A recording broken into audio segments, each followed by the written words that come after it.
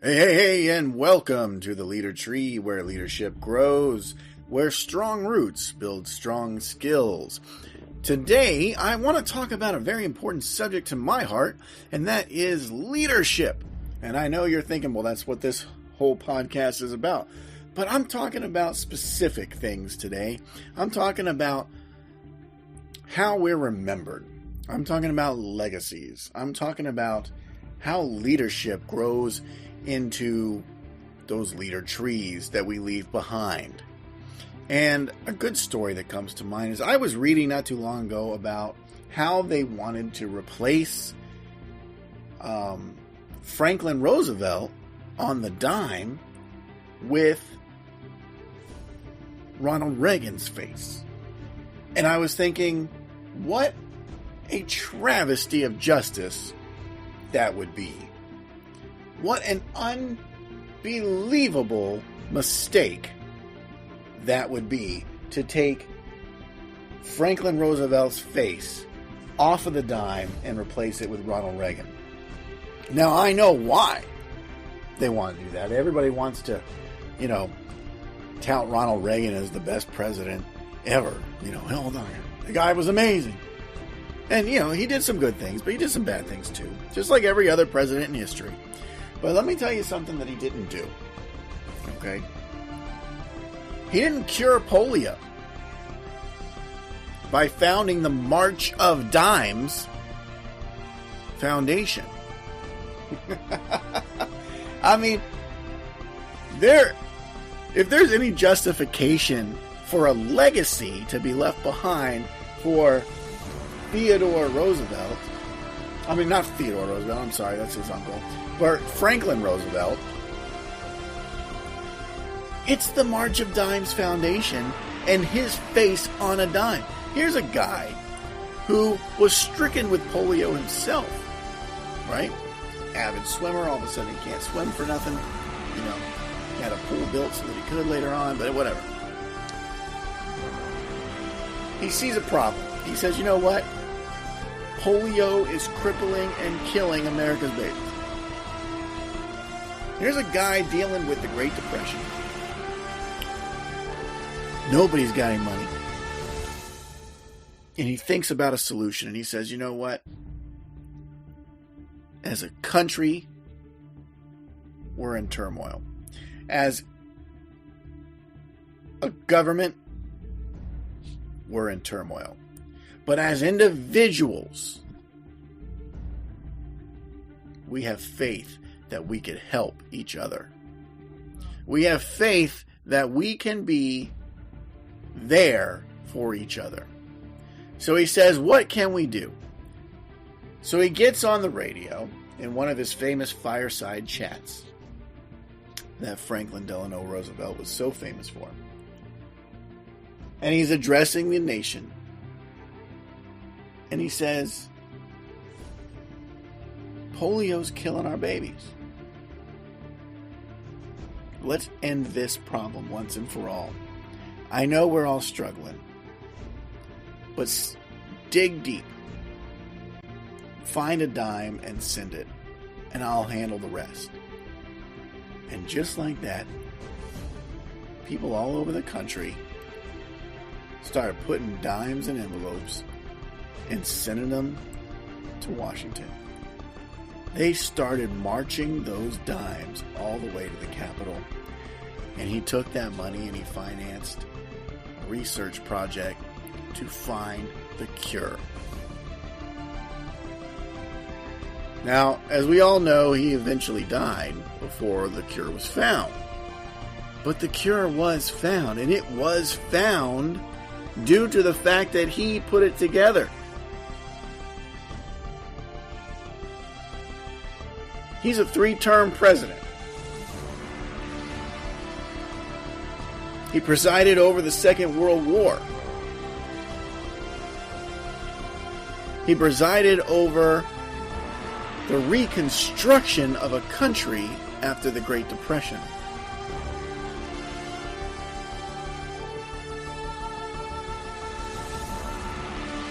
And he cured polio with the March of Dimes Foundation. which is still around today, by the way, the March of Dimes Foundation, doing other things. He does all of that, and they want to remove him off the dime. The reason he was put on the dime to begin with was because of the March of Dimes Foundation that he began. They want to remove him from the dime and put Ronald Reagan there. Ronald Reagan was a great president. I remember when Ronald Reagan got shot. It was a huge thing for all of us as kids. We took it personal because he was a president that all of us kids could relate to, right? I was young at the time, and I could relate to Ronald Reagan. He could relate to me. They called him, what did they call him exactly? What was the term they used? The Great Communicator. They called him the Great Communicator because when he had a speechwriter write him a speech, he would read through the speech and he'd say, okay, now rewrite it again for an 8-year-old.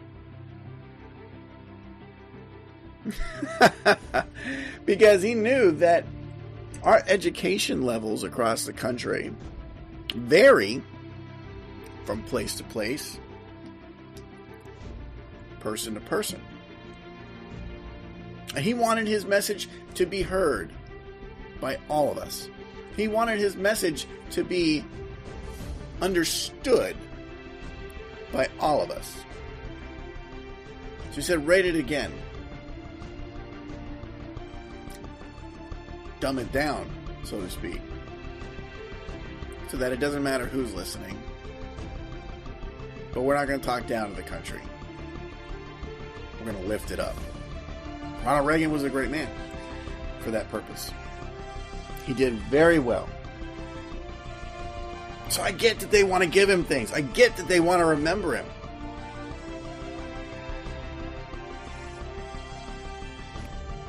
Take Washington off the quarter if you want. Leave Roosevelt alone. That man earned his spot on that piece of change more than any other president on our money has earned it. Legacy. That's what I'm talking about. Talking about legacy. Hey, we're going to take a quick break to hear a quick message from our sponsor. But when we come back, we'll be continuing this discussion about legacy and the importance of building your leader tree. Business owners, you don't need to wait for your customers to pay your net 30, 60, or 90-day invoices to get your cash. Call AmeriFactors and get the cash you need wired overnight. And there's nothing to pay back. Head ball coach Steve Spurrier here. AmeriFactors is a fast-moving game winner when your business can't afford a funding fumble, providing up to 98% of receivables in as little as 24 hours to make payroll, hire new talent, or purchase equipment faster than ever. It's simple. We buy your accounts receivable, and if those clients don't pay, we take the loss. You get funds based on your accounts receivable, not your credit, and most applicants are quickly approved. From $5,000 to $5 million, we can help. Funding business is our business. Our team and comprehensive services make us the best at what we do. Call AmeriFactors today. They can take you from the middle of the field to pay dirt. AmeriFactors helps businesses grow. Give them a call down there at 321-360-7947. Let them know you heard about them here at the Leader Tree, and you'll be eligible for a free gift when you sign up. That's 321-360-7947. 321-360-7947. 321-360-7947. And with that, we're coming back, talking about legacies. When a new president takes office today, everybody and their cousin starts talking about their first 100 days in office and what they accomplished. You know why they do that? They do that because of Franklin Roosevelt again. Because when he took over office, first of all, he got into office because Hoover was a jackass, right? Hoover was everyone's golden boy, right? He was a finance genius, blah, blah, blah, businessman. That's how he got the job, right? In the 20s, we were up, right? The economy was booming. Business was booming. Things were going amazingly well. But it was unsustainable. He got the job, and he presided over some good times. But then here's what happened. Everything went to hell. People started committing suicide. Fortunes were lost. What did he do? He closed off the government from the people. Meanwhile, he's hosted dinners and all these other things. And he's living like it's no big deal. But he shuts down off of politics and just says, let the country fend for itself. He didn't know what to do, so he did nothing. And that's why nobody talks about Hoover. But they should be talking about the fact that he was a criminal for the actions that he did against this country. Do you know that during that time, they used to call these things Hoover Towns because tents would be popping up all over the town. Didn't matter what town it was. Everywhere across the country, there were these tents, communities popping up. Because everybody was being kicked out of their home. Nobody had any money. But in these Hoover Towns, you had people from all walks of life. Right? Well, a bunch of World War I veterans got together to try to get Mr. Hoover to do something. They took their war bonds that they had purchased, that the government backed and promised to uphold. They took them to get paid. And you know what the government said? We don't have the money. We're not paying that. So they did a peaceful protest and they said, we want our money and we're going to camp out on the White House lawn until we get it. They brought their families. They brought their kids. They brought their wives. They trekked all the way from wherever they lived in a coordinated fashion, as soldiers typically will, to have a peaceful protest and camp out until the government honored its responsibility. These are men that fought for their country. Those are men that were willing to put it all on the line for their country. And all they asked for in return was for their country to honor its commitment to them that it promised in return. And it had been refusing. So they decided this peaceful protest would be what they do. Organized in a typical military fashion. They got together in their group. They kept everybody ruly. Nobody got out of line. It wasn't a mob scene. They pitched their tents and they waited. Herbert Hoover got so mad. He got so mad about it that he called General MacArthur and he had him bring in the army to go and remove them. When they refused to move, he ordered MacArthur to open fire on unarmed military veterans and their families, which MacArthur, who by the way was also a jackass, did. American citizens, war veterans, protectors of freedom, gunned down on the White House lawn over a few bucks that was owed to them. Needless to say, Herbert Hoover was not president long after that, and he was quickly replaced by Franklin Roosevelt, whose first act was to go to the veteran community with his wife and talk to them and explain to them that the first thing they were going to do when they got in office was make sure that the veterans got their money. And he lived up to that promise. But then he saw that there's more problems that need to be fixed. So what did he do next? He started fixing them. One of the biggest problems we had was we didn't have any food. So he organized a whole division of the government dedicated to replanting and reforestation. Then he said people are down. They are unhappy. They are miserable. So he organized a whole section of the government just to inspire people. And they offered to buy anyone's artwork.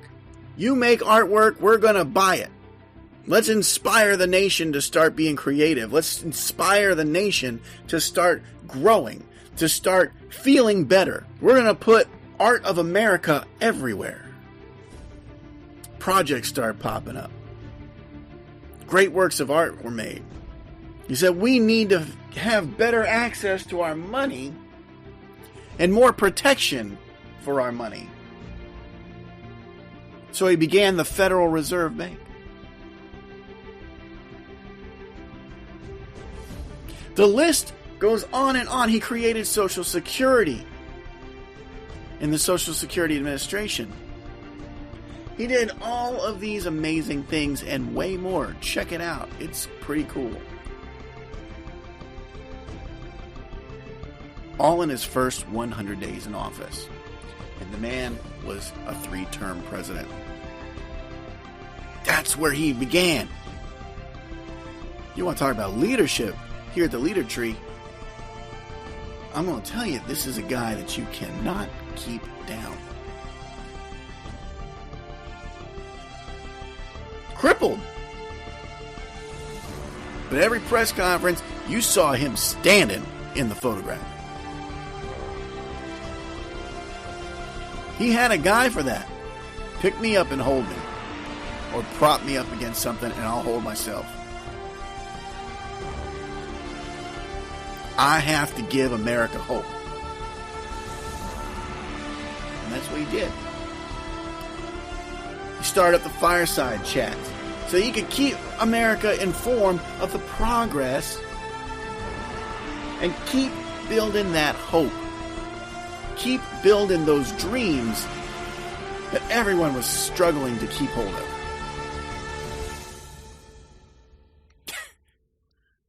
And the war broke out. It just kept getting worse. But at the same time, he made sure everything got back on track. He kept it running. That's leadership. And they wanted to take him off the dime after he inspired the March of Dimes. He inspired people across the country to start marching those dimes up to Washington. And he cured the disease that crippled him in his own life and was killing off America's babies. The reason he was put on that dime to begin with.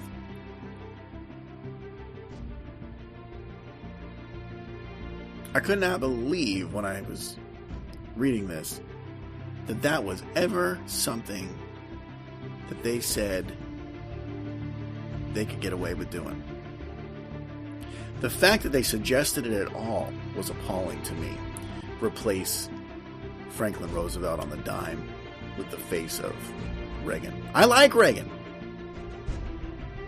But he doesn't deserve to be on that coin. Nobody else deserves to be on that coin. I mean, you got Ben Franklin on a $100 bill. Why? Why is Ben Franklin on the $100 bill, but Andrew Jackson's only on the 20? Did you know that Andrew Jackson is the only president in the United States history to retire our national debt and put us in the black? From day one, we started in debt. And we stayed there forever until Andrew Jackson, fed up with the bank system, fired the bank, U.S. Bank, and said, I'm not renewing your charter. The bank and the White House had a war about it, in fact. It was a big thing. Check it out. Look it up. But in the end, it worked because the country started paying its debts off. And money kept flowing in. And we went out of debt and into the black for the first time ever. And then later on, somebody else screwed it up. But it was Jackson that got us out of debt and got the country operating. And he's the only one that's ever done that. But Franklin, he's on the 100. And Jackson's only on the 20. That doesn't make sense. Now they're taking them all off the damn bills. And it's not even going to be Jackson anymore on the 20. May not be now for all I know. It's been so long since I ever used cash. The banks got me years ago. They yeah, used to be you didn't go anywhere without cash, right? Cash was king. And at any given time back in the 90s or even in the 2000s, you wouldn't find me without $500 in my pocket for emergencies. You never know what's going to happen or what you're going to need to buy. You always kept cash on in your hand. But then things started to change, didn't they? And the banks started making these massive campaigns to say, hey, you don't need to carry cash around. Someone might rob you, blah, blah, blah. Use this little card. Use this little card. We'll keep your money safe. That was the message. But the reality of that message was not use this little card. We'll keep your money safe. It was use this little card and you'll spend more money. And we know you will because you look at it like a little piece of plastic. And it doesn't matter as much. I'm not really spending money. I'm just putting my card in a little machine and swiping it. That's easy. That takes no effort. It might even be fun for some. Oh, ching!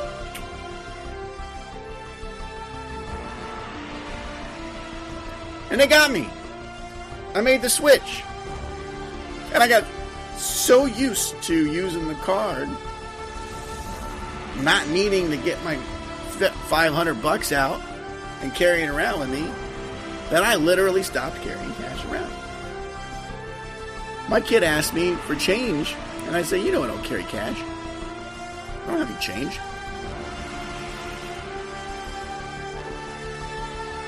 People stop me on the street and say, hey man, can you spare $1?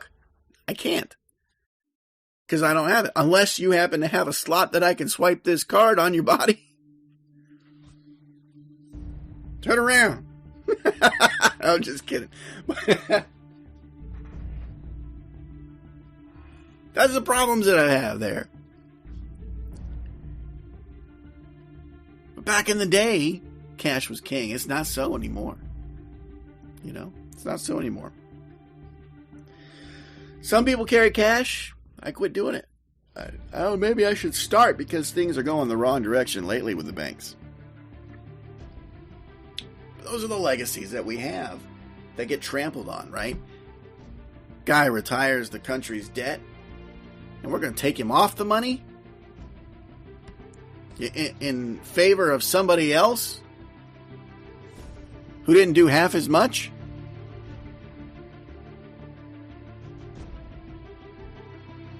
I mean, don't get me wrong, I don't have a problem against Harriet Tubman or the Underground Railroad. I think it was a fantastic thing that she did. But it pales in comparison to getting the country out of debt. The entire country, not 70, 75 people, something like that. Not a lot of folks that she rescued. Now, her actions sparked other people to do things too, and that's why it's important what she did. She had that that viral effect, I guess you could say, to bring it into the now. She had that viral effect. She did one thing, and everybody caught on and said, "Hey, let's all help each other." That's great, but man, it does not compare to Andrew Jackson getting the country out of debt. I like that guy too. I tell you what, he's my favorite president. You want to talk about legacy? You want to talk about leadership? Here's a dude that stood up in the middle of Congress and he said, I'm going to do this And we're going to do it my way. And if you don't do it my way, there's a tree right out front. And I have no problem hanging you from it. He got things done. He was a real hard charger. This is the dude that got shot in a pub. Dude walks up and shoots him in the chest. Andrew Jackson beats the guy to death with his cane right in front of everybody and then has another beer before going to get tended to. That's a hard charger. Boy, that's a guy you don't mess around with.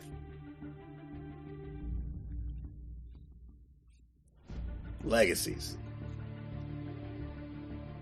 You know, these are the trees that we leave behind as we grow our root system and we grow our skills and leadership. We grow our lives into these strong oaks that are supposed to last the test of time. I live in Florida, and we had a beautiful tree. The oldest tree in the United States, and it was called the Senator. Beautiful tree. I've seen it 3 times. I've gone special trip out there to see it. It was around as we were forming our country. Gorgeous tree. Amazing tree. Look up pictures of the Senator. You'll love it. It's gone now. Some teenager lit up in the forest next to it, fell asleep, burned it down.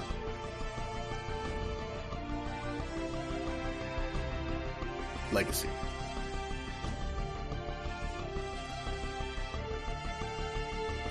That girl's legacy is, I burned down the oldest tree in the country. The most beloved oak tree in the country. And man, did she suffer the consequences.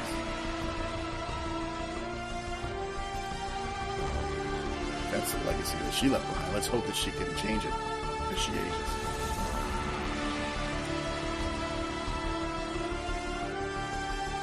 Folks, in this world, you've got to go after what you want, and you have to do your very best. And you have to grow your roots into strong skills so that they can become the tree you leave behind.